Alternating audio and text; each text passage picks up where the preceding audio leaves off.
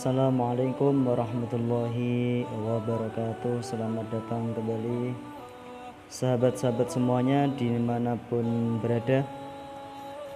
Untuk kali ini kita akan belajar lebih dalam, yaitu tentang sejarah Islam Nusantara. Perlu sahabat semuanya tahu bahwa Islam Nusantara, kebanyakan orang gagal paham. Islam Nusantara merupakan wajah Islam yang ada di Nusantara.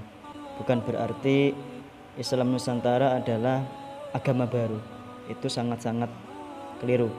Wilayah Nusantara sendiri sangat beragam, baik dari segi warisan sejarah maupun pengaruh geografis dan kawasan. Islam Nusantara sebenarnya datang bukan untuk mengubah doktrin agama Islam, itu bukan. Tetapi ia hanya ingin mencari cara bagaimana melabuhkan Islam dengan konteks budaya masyarakat yang beragam sehingga dapat diterima dengan baik oleh masyarakat. Oke, sahabat-sahabat semuanya, sedikit narasi sebelum kita masuk ke pembahasan mendalam terkait dengan sejarah Islam Nusantara atau sejarah Islam di Nusantara. Islam Nusantara bukan sebuah upaya sinkretisme yang memadukan ajaran Islam dengan agama Jawa, melainkan sebuah kesadaran budaya dalam berdakwah sebagaimana para wali songo melakukannya tanpa meninggalkan substansi dari ajaran Islam itu sendiri. Islam Nusantara atau istilah Islam Nusantara sendiri secara resmi diperkenalkan dan digalakkan oleh organisasi Islam, yaitu Nahdlatul Ulama pada tahun 2015. Tetapi secara empiris setidaknya sejak abad ke-16 Islam Nusantara sudah dijadikan sebagai hasil interaksi, kontekstualisasi, indigenisasi, interpretasi dan vernakularisasi terhadap ajaran dan nilai-nilai Islam yang universal, yang sesuai dengan realitas sosial kultural yang ada. Oke, sebagai bentuk penafsiran alternatif masyarakat Islam yang selama ini selalu didominasi oleh perspektif Arab, ya. Artinya apa? Seolah-olah Islam itu harus mirip dengan apa yang ada di Arab, padahal menyesuaikan dengan wilayah, ya.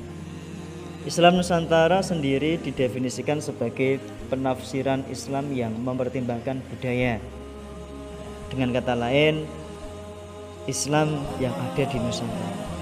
Oke teman-teman, kaitannya dengan pendidikan agama Islam ini akan kita jelaskan sejarah, ya, masuknya Islam di Nusantara, yang pada akhirnya muncullah konsep yang dinamai dengan istilah Islam Nusantara. Karena Islam Nusantara mempunyai sejarah, bukan berarti Islam Nusantara sebagai agama baru, akan tetapi ada sejarah yang hingga akhirnya ternamailah menjadi Islam Nusantara. Oke. Islam Nusantara adalah Islam Indonesia, Islam yang ada di Indonesia.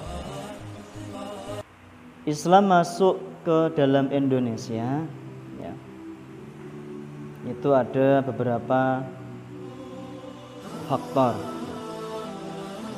Teman-teman bisa melihat tabel yang kita tampilkan,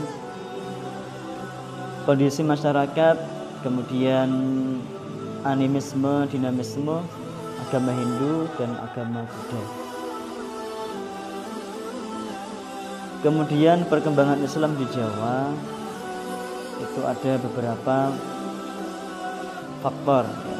Ada beberapa hal yang mempengaruhi masuknya Islam ke Indonesia. Kita nanti akan membahas ada Wali Songo, kemudian Kerajaan Demak, Kesultanan Pajang, Kesultanan Mataram, dan masih banyak lain kerajaan-kerajaan Islam. Kita masuk Indonesia pra-Islam. sebelum Indonesia dimasuki oleh agama Islam, ada beberapa kepercayaan yang dianut oleh orang-orang Indonesia. Di antaranya adalah animisme dan dinamisme. Kemudian dua agama yang sudah ada di Indonesia lebih dulu mendahului agama Islam, yaitu Hindu dan Buddha. Pengertian animisme. Kata animisme berasal dari bahasa Latin, yaitu anima, yang berarti roh. Kepercayaan animisme adalah kepercayaan kepada makhluk halus dan roh. Keyakinan ini banyak dianut oleh bangsa-bangsa yang belum bersentuhan dengan agama wahyu. Paham animisme mempercayai bahwa setiap benda di bumi seperti laut, gunung, hutan, gua, atau tempat-tempat tertentu mempunyai jiwa yang mesti dihormati agar jiwa tersebut tidak mengganggu manusia, atau bahkan dipercayai mereka bisa membantu manusia. Sekarang pengertian dinamisme. Definisi dari dinamisme memiliki arti yaitu sebuah kepercayaan terhadap benda-benda di sekitar manusia yang diyakini memiliki kekuatan gaib. Dalam ensiklopedia umum dijumpai definisi dinamisme sebagai kepercayaan keagamaan primitif yang ada pada zaman sebelum kedatangan agama Hindu di Indonesia. Dinamisme sendiri juga disebut dengan nama preanimisme, yang mengajarkan bahwa tiap-tiap benda atau makhluk mempunyai daya dan kekuatan. Pertama kita membahas Hindu. Seorang Hindu atau biasa disebut Dewa Nagari adalah penganut filsafat dan sastra agama Hindu, yakni sebuah sistem keagamaan, filsafat, dan budaya yang berasal dari anak benua India. Ini adalah Hindu. Kurang lebih ada 920 juta pengikut agama Hindu di dunia. 13,5% penduduk dunia menganut agama Hindu, sehingga agama Hindu menjadi agama terbesar ketiga di dunia setelah agama Kristen dan Islam. Sekitar 890 juta orang Hindu tinggal di India, sedangkan sisanya menyebar ke negara-negara lain. Negara-negara dengan penduduk Hindu yang cukup banyak antara lain Afrika Selatan, Bangladesh, Inggris, Indonesia, Kanada, Malaysia, dan masih banyak negara-negara yang lain. Candi Prambanan adalah kompleks candi Hindu terbesar di Indonesia dan terletak di Pulau Jawa, kurang lebih 20 km timur sebelah Yogyakarta. Candi ini dibangun pada sekitar tahun 850 Masehi oleh salah seorang dari kedua orang ini, yakni Rakai Pikatan Raja kedua Wangsa Mataram I atau Balitung Mahasambu semasa Wangsa Sanjaya. Candi Prambanan adalah termasuk candi Hindu terbesar di Asia Tenggara. Tinggi bangunan utamanya adalah 47 meter. Kompleks candi ini terdiri dari 8 kuil, atau candi utama, dan lebih daripada 250 candi kecil. Ini adalah sebagian kecil gambaran dari candi Hindu. Oke teman-teman, selanjutnya adalah Buddha. Sejarah agama Buddha mulai dari abad ke-6 sebelum Masehi.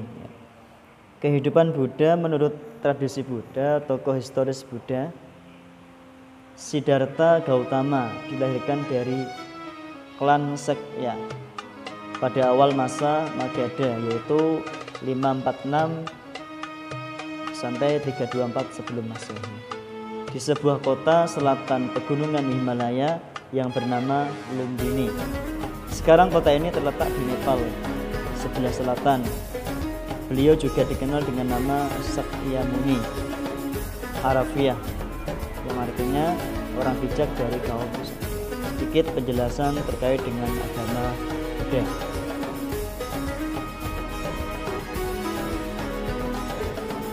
Di antara bukti yang lain adalah Candi Borobudur, candi Buddha terbesar di abad ke-9. Candi Buddha ini memiliki 1460 relief dan 504 stupa Buddha di kompleksnya. Teman-teman bisa melihat. Kemudian kita bahas selanjutnya adalah jalur masuknya Islam ke Indonesia. Ada dua versi. Pertama, masuknya Islam ke Indonesia dari Damaskus, kemudian Baghdad ke Gujarat, ke Sri Lanka, kemudian baru masuk ke Indonesia. Itu melalui jalur dari utara. Untuk jalur selatan yaitu dari Yaman, kemudian Gujarat, Sri Lanka, dan masuk ke Indonesia. Ini adalah beberapa penyebaran Islam ke Indonesia.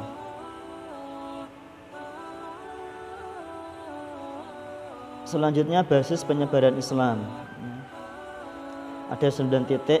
1 Pariaman di Sumber, kemudian Gresik dan Tuban, Jawa Timur, Demak, Banten, Palembang, Banjar, Makassar, Ternate, Tidore, dan dari timur adalah Sorong di Irian Jaya.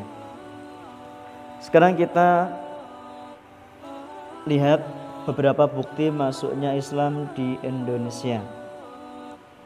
Di antaranya adalah berita Arab yang dibawa pedagang Arab pada abad ke-7. Gambar-gambar ini hanyalah sebuah ilustrasi ya teman-teman. Kemudian bukti-bukti masuknya Islam di Indonesia. Berita Eropa, 1 laporan perjalanan Marco Polo mengatakan penduduk Indonesia sudah beragama Islam yang sudah ada di Kerajaan Pasai.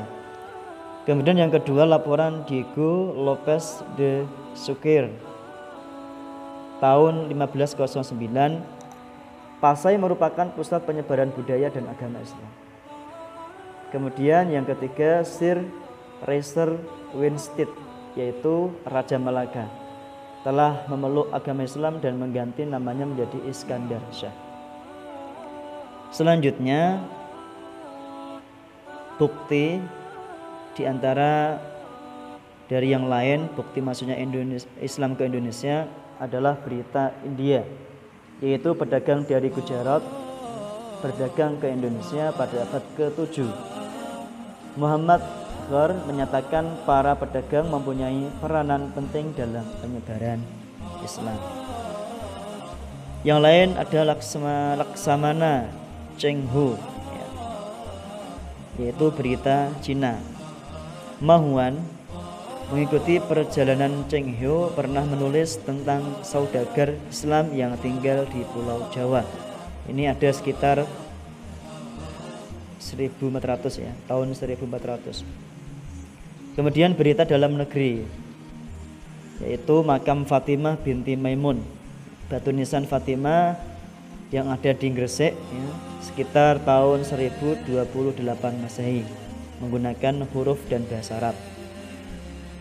Selanjutnya ada makam Sultan Malikul Al-Saleh. Makam ini ditemukan di Sumatera Utara. Meninggal tahun 676 Hijriah atau tahun 1297 Masehi. Selanjutnya makam Syekh Maulana Malik Ibrahim, Sunan Gresik, yang ada di Gresik tahun 1419 Masehi. Makam ini didatangkan dari Gujarat ya, yang berisi tulisan-tulisan Arab. Yang jelas selanjutnya adalah para wali yang menyebarkan Islam di tanah Jawa, yaitu Wali Songo, yang mana di antara buah karyanya adalah Tembang Lir. Dan kemudian setelah itu muncullah kerajaan-kerajaan Islam di Indonesia, yang mana terdiri atas kerajaan Islam di sekitar Selat Malaka, kemudian kerajaan Islam di Pulau Jawa, dan kerajaan Islam di Indonesia Timur. Untuk di Selat Malaka ada Samudra Pasai, kemudian wilayah Aceh dan Minangkabau.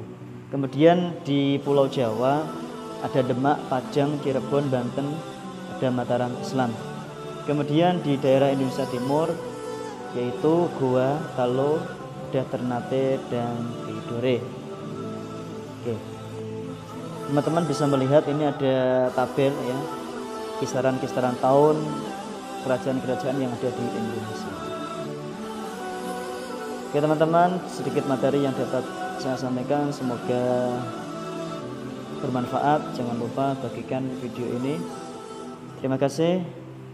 Kita berjumpa di materi video yang akan datang. Assalamualaikum warahmatullahi wabarakatuh.